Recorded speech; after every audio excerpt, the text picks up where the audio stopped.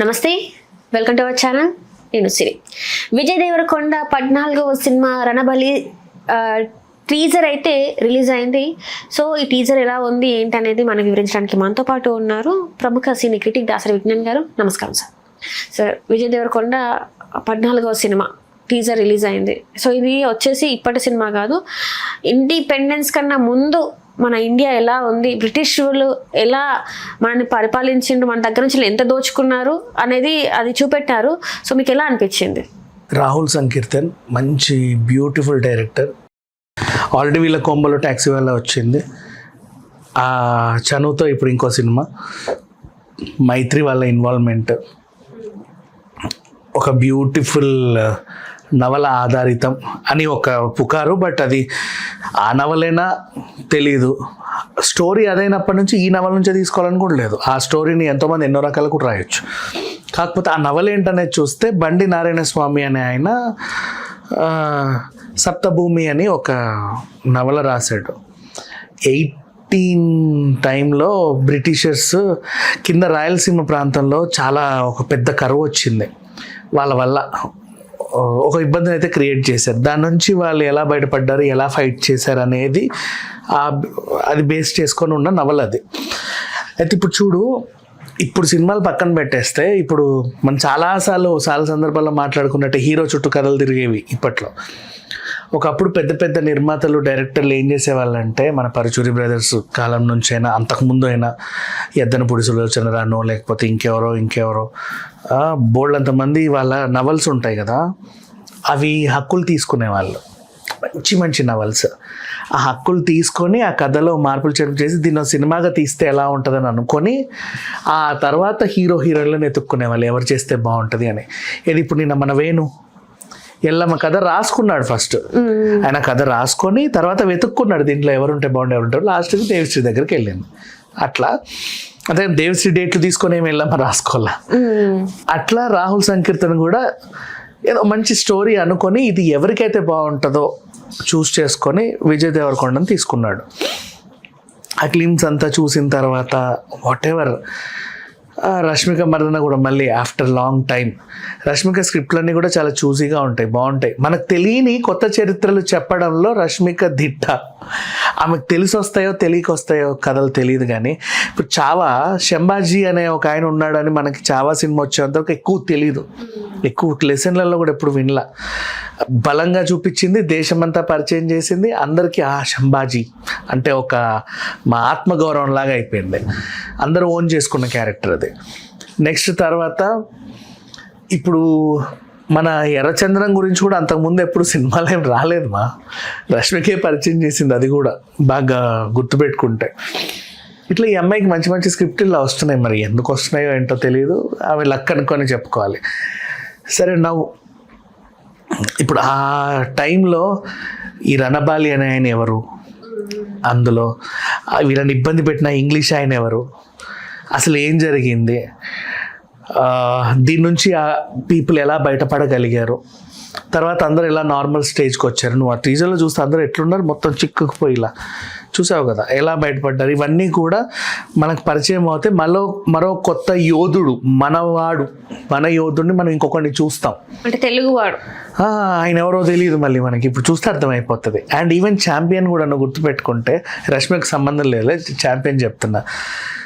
అరే ఆ టైంలో అక్కడ జరిగిన సిచ్యువేషను, మన వాడొకడు దాన్ని ఇలా చేసి ఏదో సాధించాడు అనేది ఆ సినిమా ఇతివృత్తం. అది రేపో ఎల్లుండో వచ్చేస్తుంది ఓటీటీకి, మేబీ రేపేమో. ఇట్లా చరిత్రలో మనకు తెలియని బోల్డంత మంది హీరోలు ఉన్నారు. రుద్రమదేవి వచ్చేంత వరకు గోనగన్నారెడ్డి కూడా ఎక్కువ మందికి తెలియదు, అవునా కదా. మనకి ఎక్కువ రుద్రమదేవి బాగా తెలుసు. ఆ కథల్ని అదే పనిగా చదివిన వాళ్ళకి క్యారెక్టర్ తెలిసి ఉండొచ్చాము. చాలా క్యారెక్టర్స్ బలమైన క్యారెక్టర్స్ పురాణాల్లో కానీ, మన స్వతంత్రానికి ముందు తర్వాత కానీ. ఇప్పుడు స్వతంత్ర ఉద్యమంలో కూడా మనకి కొంతమందే తెలుసు. ఎక్కువ లైమ్ లైట్లో ఉన్న వాళ్ళు, మహా అయితే ట్యాంక్ బండ్ మీద ఉన్న విగ్రహాలు అంతవరకే పిల్లలకు తెలుసు. పాఠాల్లో కూడా వాళ్ళనే చెప్తారు కాబట్టి. తెర వెనుక బోల్డ్ అంతమంది యోధులు ఉన్నారు, ఎంతో మంది ప్రాణత్యాగాలు చేసిన వాళ్ళు ఉన్నారు, ఎంతమంది బలైన వాళ్ళు ఉన్నారు. హీరామండి సిరీస్ వస్తే తప్ప మనకు వాళ్ళు చేసిన త్యాగం ఏంటనే తెలియదు. Nobody nose.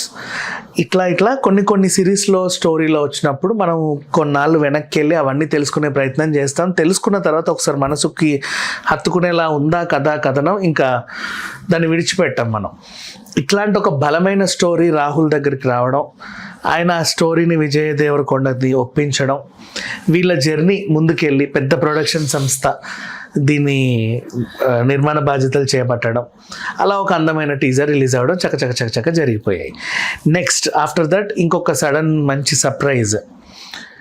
ఈ మ్యూజిక్ గురించి మనం ప్రత్యేకంగా మాట్లాడుకోవాలి. ఎందుకంటే ఇప్పటికీ కూడా నేను చెప్తున్నా, ఈ రోజు కూడా ఇవాళ ఏం డే? వెనస్డేనా, థర్స్డే, ఫ్రైడే, వాట్ ఎవర్, ఏ పబ్ కన్నా వెళ్ళుమా, వీళ్ళ పాటలు 2వ 3వ ఉంటాయిగా, ఖచ్చితంగా 100% ఉంటాయి.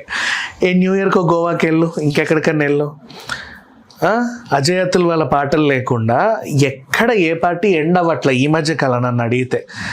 అండ్ ఏ కల్చరల్ యాక్టివిటీ కూడా సరిగ్గా జరగట్ల. అంటే వీళ్ళు అంతగా పాతుకుపోయారు, అంటే మ్యూజిక్ లవర్స్ మనసుల్లో అంతగా బాగా లోపలికి చొచ్చుకొని పోయారని చెప్పాలి. ఇంకా చెప్పాలి అంటే such a beautiful singers, they are also very good composers. వాళ్ళు మంచి లిరిసిస్టులు కూడా. అవును, పాటలు రాస్తారు, కంపోజ్ చేస్తారు, పాడతారు, మ్యూజిక్కి సంబంధించి 360 degreesలో అన్నీ చేస్తారు. అలాంటి వాళ్ళని ఈ సినిమాకి ఎంచుకోవడం నాకు చాలా సర్ప్రైజింగ్గా అనిపించింది. ఆ టైం అంటే వింటేజే కదా, ఎంత వింటేజ్లకే వింటేజ్ అది. ఎప్పుడో అది అసలు 18 టైంలో అప్పటి సిచ్యువేషన్స్ చూపించుకుంటూ. సింపుల్గా చెప్పాలంటే ఇప్పుడు హీరామండికి కూడా బన్సాలి మ్యూజిక్ ఇచ్చాడు కాబట్టి అది పండింది. లేకపోతే ఇది కూడా అది ఆ టైందే, లేకపోతే పండేది కాదు. మంచి సిచ్యువేషన్, మంచి ఎన్విరాన్మెంట్ ఎంచుకున్నప్పుడు దాన్ని ఎలివేట్ చేయగలిగే మ్యూజిక్ డైరెక్టర్ కూడా ఉండాలనుకోవడం, అండ్ ఆ బాధ్యతను వీళ్ళకి అప్పగించాలనుకోవడం కూడా ఒక పెద్ద సాహసం. ఆ టేస్ట్కి నాకు నిజంగా రాహుల్ నచ్చాడు. ఆ టేస్ట్ మనకి రావడం కూడా ఆలోచించాలి. చాలా అర్థం. మ్యూజిక్ ఎవరికి ఇద్దాం? అనిరుద్కి ఇద్దామా, తమన్కి ఇద్దామా, దేవిశ్రీకి ఇద్దామా, వాళ్ళకిద్దాం, వీళ్ళకిద్దామా, ఇప్పుడు వస్తున్నాడుగా భీమ్స్కి ఇద్దామా, ఇట్లా అంటే కమర్షియల్ యాంగిల్లో ప్రజెంట్ ఎవరు ట్రెండింగ్లో ఉన్నారో వాళ్ళకి ఇద్దామా, లేదా కేజీఎఫ్ మ్యూజిక్ డైరెక్టర్కి ఇద్దామా, అంజనీష్ లోక్నాథ్కి ఇద్దామా, రవి బ్రస్రూర్కి ఇద్దామా, ఇట్లాగే ఉంటారు అందరూ. బట్ అసలు వీళ్ళని ఎంచుకోవాలి అనుకోవడమే మంచి టేస్ట్ఫుల్నెస్. ఆ టేస్ట్ ఉంది అంటే సినిమా స్క్రిప్ట్ ఎంచుకోవడంలో కూడా ఆ టేస్ట్ కనబడింది. నెక్స్ట్ వీళ్ళు దాన్ని అలాగే ఇంప్లిమెంట్ చేసి అలాగే ముందుకు తీసుకెళ్ళి మంచి సక్సెస్ అవుతారని అనుకుంటున్నా. అండ్ ఆ బ్రిటిషర్ పేరుని కూడా రివీల్ చేశారు ఆల్రెడీ, ఇతనే ఈ క్యారెక్టర్ చేస్తున్నాడని. అండ్ తర్వాత మళ్ళీ అలాగే రష్మిక మదన్ అని కూడా జయమ్మ, ఆమె క్యారెక్టర్ని కూడా రివీల్ చేశారు. ఇంకా ఏమేం పాత్రలు ఉన్నాయి, ఎవరెవరు నటిస్తున్నారు అనేది మాత్రం కొంచెం సస్పెన్స్. కొత్త నటులు ఉంటే ఫ్లేవర్ బాగుంటుందని నా ఫీలింగ్. తెలిసిన వాళ్ళే ఉంటే మనం అంత ఏం అనిపించదు ఇట్లాంటి వాటిల్లో. అంటే ఊరికే తెలిసిన వాళ్ళు 10 మంది ఫేస్లు ఉంటే జనాలు చూస్తారన్న ఇదితో ఫ్యాడింగ్ ఆర్టిస్టుల మీద అనవసరంగా డబ్బులు వేస్ట్ చేయాల్సిన అవసరమేం లేదు. ఇట్లాంటి స్క్రిప్ట్లు ఆ రోజుల్లో జరిగే స్క్రిప్ట్లు కాబట్టి ఆ ఫేసెస్ ఏమున్నా సరే మనం చూస్తాం కదమ్మా. ఇవాళ రేపు అన్ని చూడట్లే, మనం తెలిసిన వాళ్ళ సినిమాలే చూస్తున్నామా చెప్పు. ఎవరిని పెట్టినా సరే ఈ సినిమా బాగుంటుంది. ఆల్రెడీ విజయ్ ఉండు, రష్మిక తెలుసు కదా, చాలు కదా, ఇనఫ్. అది ఈ సినిమా వీళ్ళ పెళ్ళి అయ్యాక వస్తుందా, పెళ్ళికి ముందే వస్తుందా అనేది చూడాలి. Right right, thank you so much. Hello, Telugu రాజ్యం ఛానల్ చూస్తున్నారా? సామాజిక, రాజకీయ, జీవన చిత్రణే తెలుగు రాజ్యం. అతిశయోక్తులు, అసత్యాలు ఉండవు. రాజకీయ కోణం కాదు, ప్రజా కోణమే కొలబద్ద. తెలుగు రాజ్యం వీక్షణ మీ ఉత్తమ అభిరుచికి నిదర్శనం.